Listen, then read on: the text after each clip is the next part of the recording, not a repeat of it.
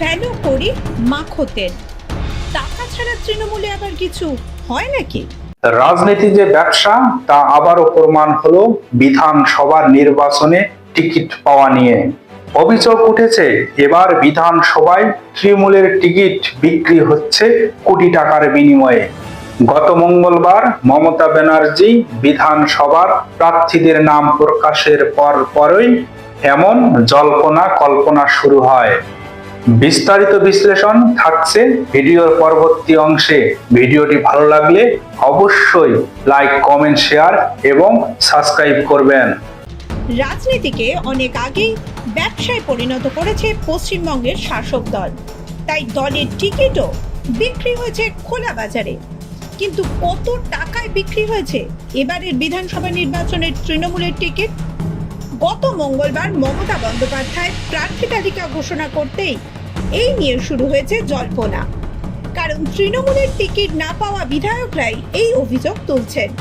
কেউ বলছেন 20 লক্ষ, কেউ আবার বলছেন 20 কোটি।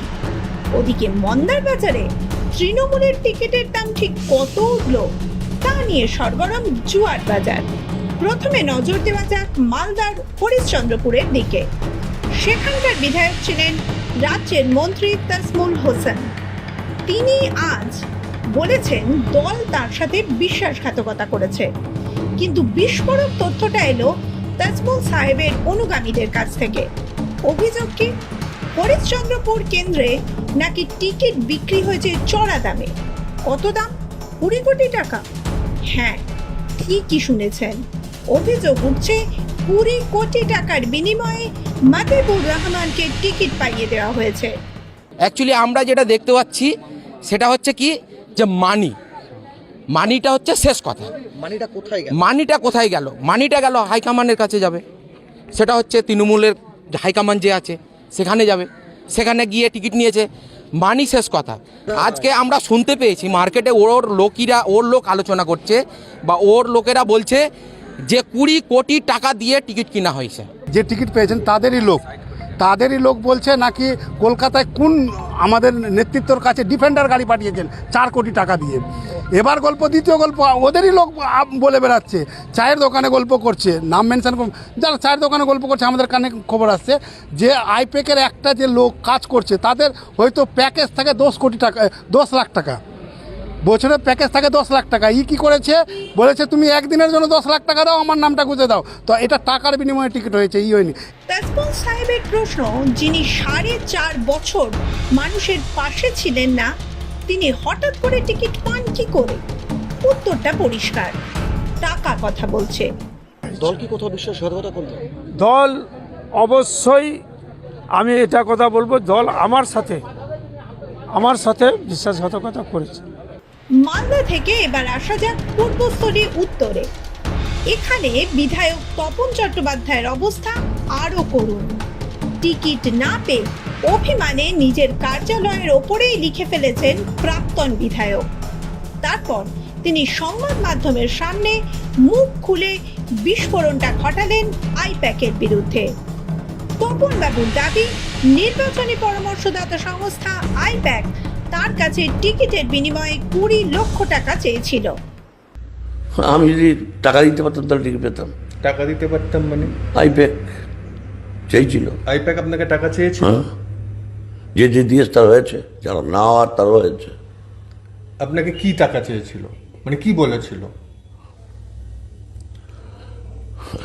আবার কি আকার ইঙ্গিতে কি বলে?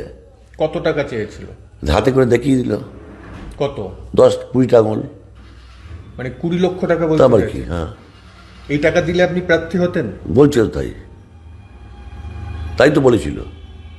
তাহলে এত বছরের লড়াই তার কোনো দাম নেই না। তপন বাবুর এই পরিণতি দেখে হাসিও পায়, আবার করুণাও হয়। এই সেই তপন চট্টোপাধ্যায়, যিনি বিধানসভার ভেতরে বিরোধী দলনেতা শুভেন্দু অধিকারীর গায়ে হাত তুলতে গিয়েছিলেন, দাপট দেখিয়েছিলেন। ভেবেছিলেন হয়তো দিদির নেক নজরে আসবেন, কিন্তু হায়, এত কিছু করেও লাভ হলো না। বিধানসভার পবিত্রতা ধুলোয় মিশিয়ে কুরুচিকর আচরণ করেও টিকিটটা জুটল না।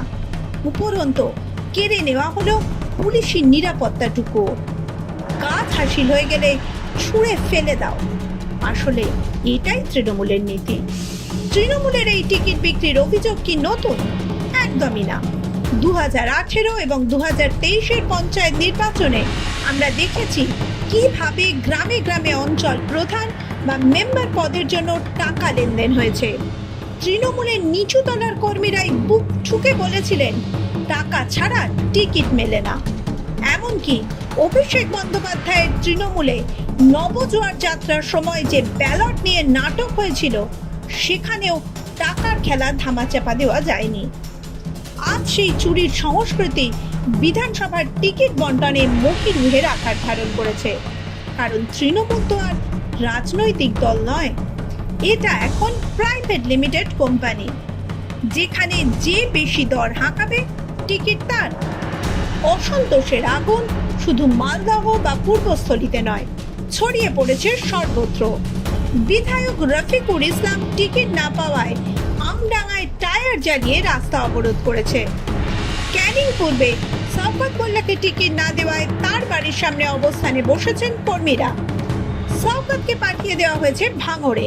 প্রশ্ন উঠছে, শওকত কি তবে ভাঙড়ের তপ্তমাটি সামলাতে পারবেন, নাকি এটা তাকে ডানা ছাঁটার কৌশলী চাল? এদিকে মন্তেশ্বরের সিদ্দিকুল্লাহ চৌধুরীর নাম ঘোষণা হতেই শুরু হয়েছে দুই গোষ্ঠীর রক্তক্ষয়ী সংঘর্ষ। খণ্ডঘোষের প্রার্থী নবীন বাগকে নিয়েও স্থানীয় নেতৃত্বের ক্ষোভ তুঙ্গে। অর্থাৎ 291টি আসনের তালিকা ঘোষণা নয়, যেন বারুদের স্তূপে আগুন দিয়েছেন মমতা অভিষেক। বাংলার মানুষ দেখছেন কিভাবে একটা আদ্যপান্ত দুর্নীতিগ্রস্ত দল নিজের আখের গোছাতে ব্যস্ত। যে দলের বিধায়করা নিজেরাই বলছেন টিকিট বিক্রি হচ্ছে, তারা দুর্নীতির কোন অন্ধ গুহায় তলিয়ে গিয়েছে একবার ভাবুন। যে প্রার্থীরা কোটি কোটি টাকা খরচ করে টিকিট কিনছেন, তারা জেতার পর সেই টাকা সুদে আসলে সাধারণ মানুষের পকেট থেকেই তো তুলবেন। 2026-এর এই লড়াইটা তাই আর শুধু রাজনৈতিক লড়াই নয়, এটা সিন্ডিকেট, তোলাবাজি আর তোষণের হাত থেকে বাংলাকে বাঁচানোর লড়াই।